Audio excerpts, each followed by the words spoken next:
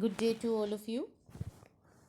The last time we had left off in the story How Much Land Does a Man Need? We had seen how Pahom was being harassed by his fellow peasants.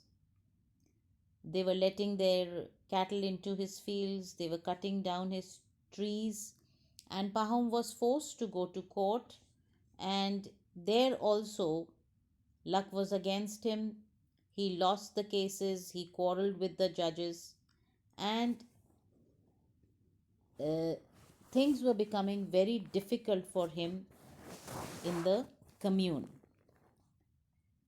Then a rumor went around that people were moving to new paths. When Pahom heard about this, he thought to himself that it was good that people were leaving, and this would mean that there would be more space, more room for him and his family. And he thought this way he could make his estate, that is, his land, larger and bigger, and live more at ease, because he felt that he was too cramped. That is, the space that he had was too small and uncomfortable. One day, Pahom was at home when a peasant passed through the village, and he called upon Pahom and stayed the night with him.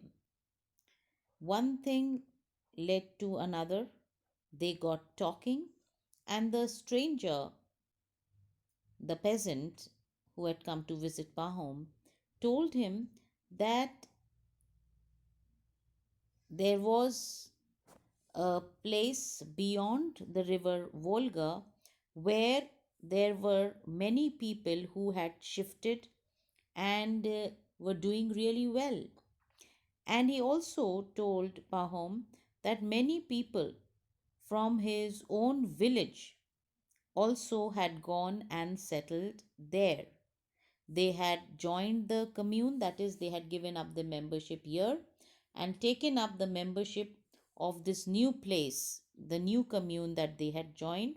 And each person over there was given 25 acres of land.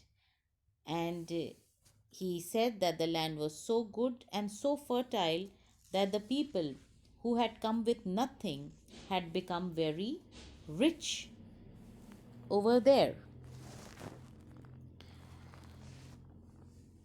Pahom's heart again kindled with desire. So you have to keep this in mind.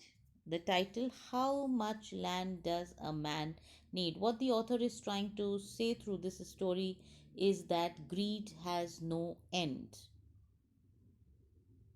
A person's desires, wants keep increasing. He should have self control over his desires, over his wants, over his greed. Otherwise, it may land him in problem.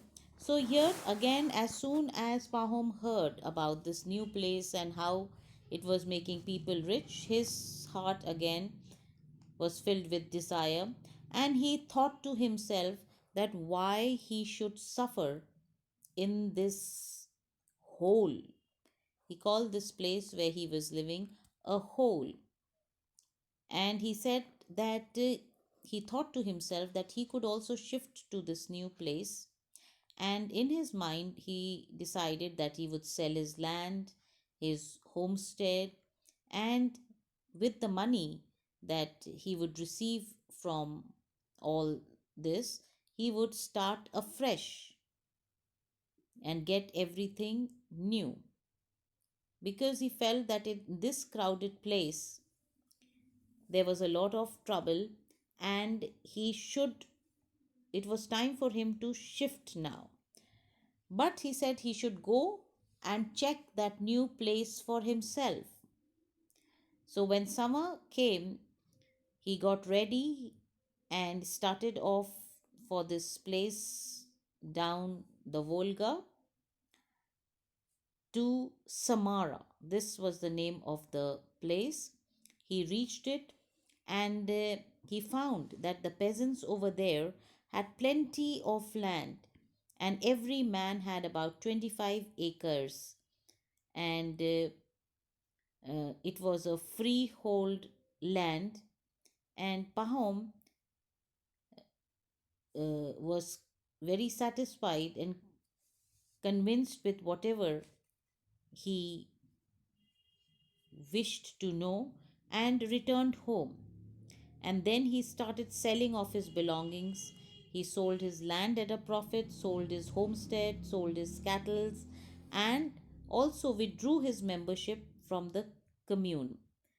And he collected all this money, and he waited that when spring would come, he would start off for this new place with his family and go to this new settlement beyond Volga. We'll continue next time.